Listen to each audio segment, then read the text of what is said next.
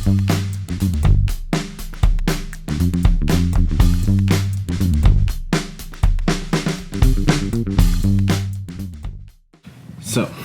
the other day I made a video about using dice to make a map. In the video, I kind of got right to it, and the video is pretty long, so I decided to make this video. Ideally, more digestible way to learn what was happening in that video. I first wanted to use this method after seeing some posts online. Ideally, I'll link them in the description. But basically, you take a bunch of dice, roll them on some paper or a game mat, or in my case, a big sheet of poster board. After the die cast, you outline the country or continent that you're drawing, and then consult each of the dice to see whether they mean a city or a mountain or fields or whatever the result comes to on a table that you are following. But after making a few that way, I found that the tables I was using and the links weren't covering exactly what I needed. I wanted more cohesion between what all the numbers meant. If I was looking at a 5 on a D6, I wanted it to mean the same thing on the D8 or the D10. And it was just harder to transcribe different dice on different things when you have to constantly consult different tables and what they all mean. So my solution was to make my own tables. The way I wanted to separate the tables was to have a table for the shape of the land, peaks, valleys, mountains, etc., coastline. The next being vegetation, how verdant or barren different parts were. I wanted a table for water features, like lakes and prominent river areas, springs. And finally, a table for civilization, anywhere from farm to capital city. I felt like this method would let me create the world in stages, see the shape of the land, different areas that would be verdant or dry, move on to rivers and lakes and all the inland water features, and then sprinkle the world with settlements of different sizes. More specifically, for the shape of the land, we used D4s, D6s, and D8s, with a table of 1 to 8. 1 and 2 being fields or plains, 3 being depressions or lowlands, 4 being highlands or hills, 5 being cliffs, canyons, crests, or valleys, kind of whatever we felt like at the time. Mostly cliffs, I think, or valleys in this one. 6 being medium peaks, 7 being large peaks, and 8 being a special modifier. I'll cover that later. For the vegetation, we also used D4s, D6s, and D8s, but obviously we have different results for the 1 to 8. 1 being tundra, arid, or scrubland, 2 being grassy,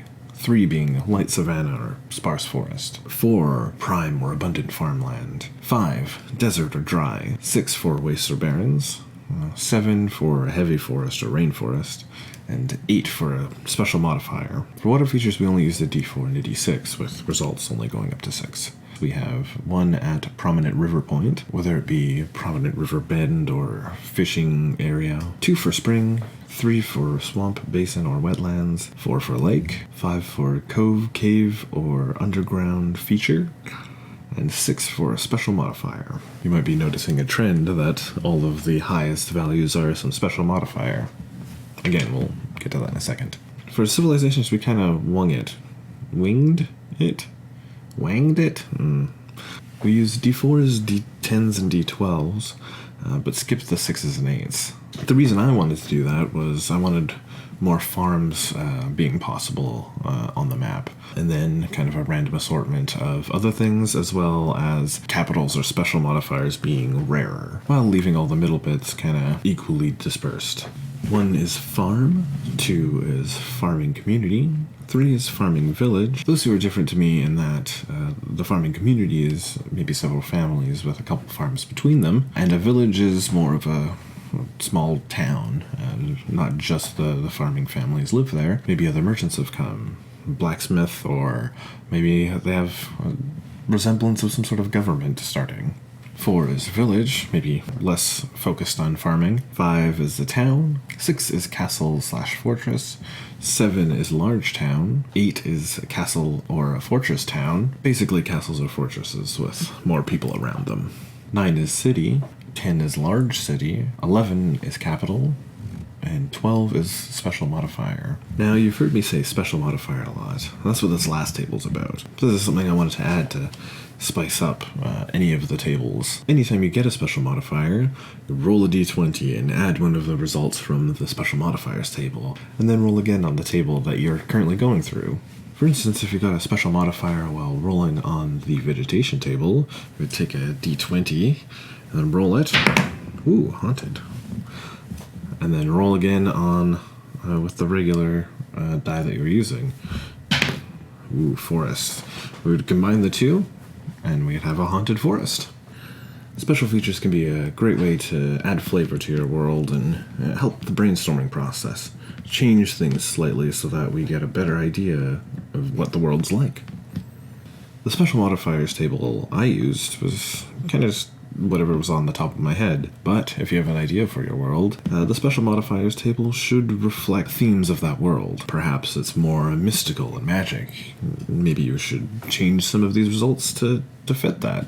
Perhaps the idea you have for your world is no magic, so then I would remove the wild magic result, or the mystical, or maybe even the haunted. Speaking of things to change to suit your taste, you can easily do this with any of the other tables. For example, with the shape of the land table, you can choose to roll more d6s and d8s to get a more mountainous terrain feel. Say you wanted your world to be more dry, you can mess with the vegetation table, maybe rearranging all of the dry desert and barren results to be all attainable in a d4, and roll more d4s. You could also roll less d6s and d8s once you rearrange things, so that forests are much more rare.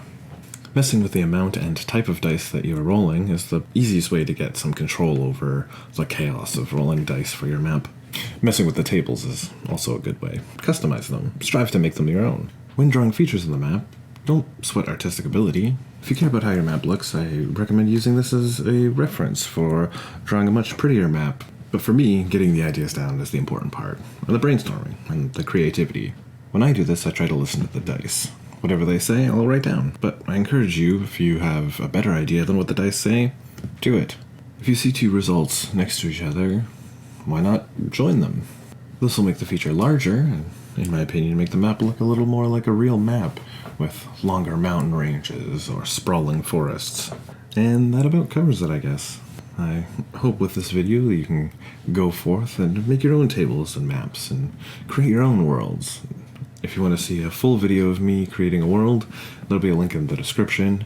If you want to see me create stuff live, follow me on Twitch at twitch.tv/Rorik2. And in the next video, we're going to talk about taking a randomly generated map and giving it life with backstory and culture. Anyway, I hope you enjoyed that. Until next time, thanks for watching. Whether or not we use this world for anything, just burn it. For example, with the shape of the land table, you can hang out, be cool, right? And in the next video, we're gonna cover some stuff about some stuff. So that about covers it. Does that cover it?